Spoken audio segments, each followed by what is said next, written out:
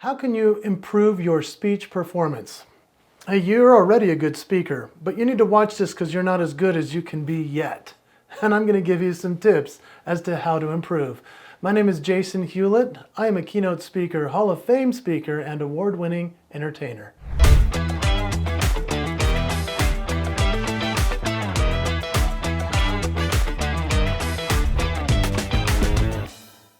Question: can you be too funny as a speaker? I actually received feedback one time about that very question, and I'm about to reveal that to you. I've also got the single quickest way you can improve your performance on stage as a speaker. I reveal it in number 1. So before we roll into these 7 that I'm about to give you, and before we even hit number 1, let's just talk about the most important one of all. Be prepared. That's all. It's very simple. A lot of people forget it. They're like, I'll just wing it. Don't wing it. You're not good at winging it. I mean, some people can get there. Don't do it. Be prepared. All right, let's start. Number 1. The quickest way to improve your performance, as I told you at the beginning of the video, is number 1, record yourself and watch it back. Don't just record yourself and put it on a shelf. Record yourself and watch it. It's painful. It's okay.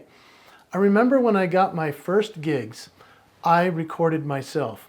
I started as an entertainer in Las Vegas. I worked for the Legends in Concert, and I was an impersonator of Ricky Martin. Yeah, living la vida loca. As I watched back on my first performance, I was horrified, and I improved really quickly. Then, as I became a speaker who now teaches through performance, it's a fascinating shift that I've made essentially. I watch myself all the time, and I record it, and I watch it back, and I look for places I can improve, look for places I should repeat, and it is the quickest way to improve your performance right away.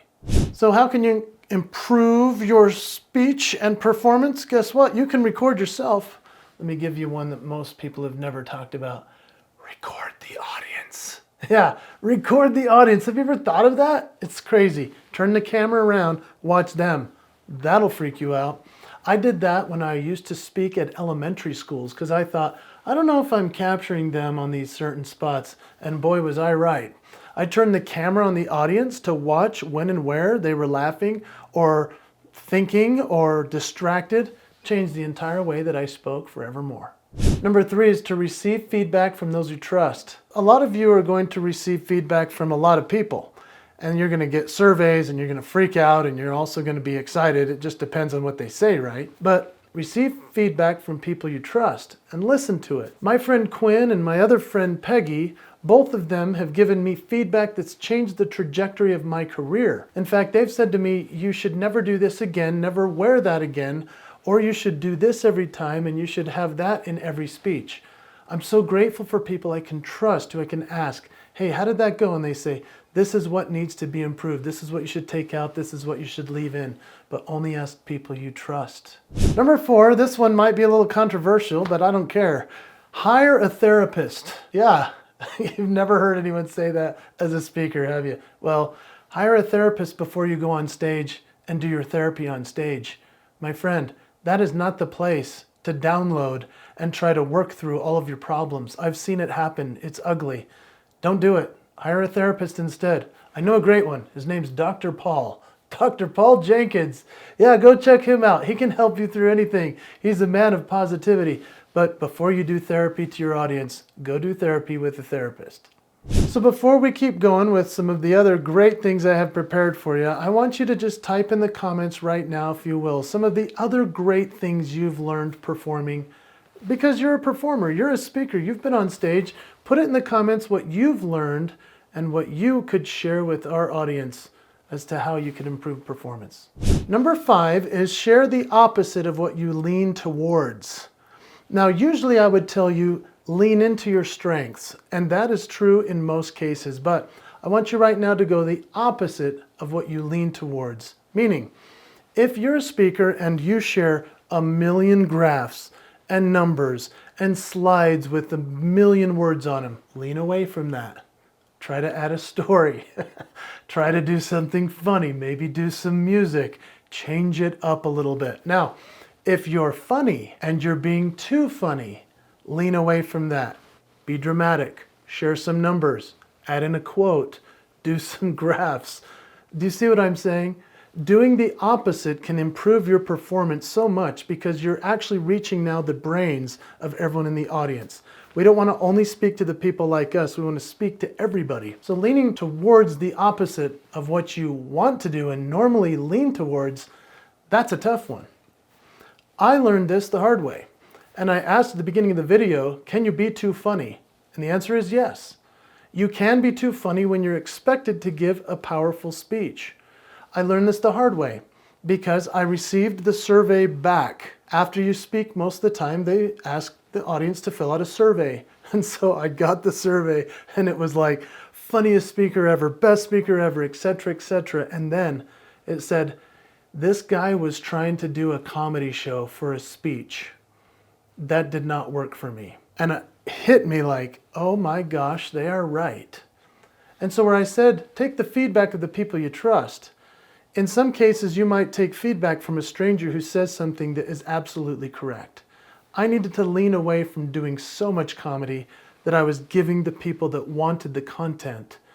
And that changed the way I did everything. So lean towards the opposite of what you normally would lean into. Number 6, equal parts humble and confident. So here's the thing about a speaker, to be effective and great at it and to improve real quickly. You have to be humble enough to improve, to seek feedback, to try to get better. But you have to be confident enough to take the stage, to take the feedback. Do you see where I'm going here? There is a fine balance, equal parts of humility and confidence. And so finding that for yourself, making sure you're balancing that line properly, that will make you an incredibly effective speaker. And here's the problem with most speakers is that they're so confident that they won't take any feedback. But if you're too humble, you take everybody's feedback and internalize it, and it actually damages yourself. It can ruin the way you think about you. And you've worked so hard, just like in the other videos we've talked about, that I know you're watching and I appreciate it. Things like knowing your mindset and your message and your audience. Now you're questioning everything you've done because you're so humble, you take everyone's feedback.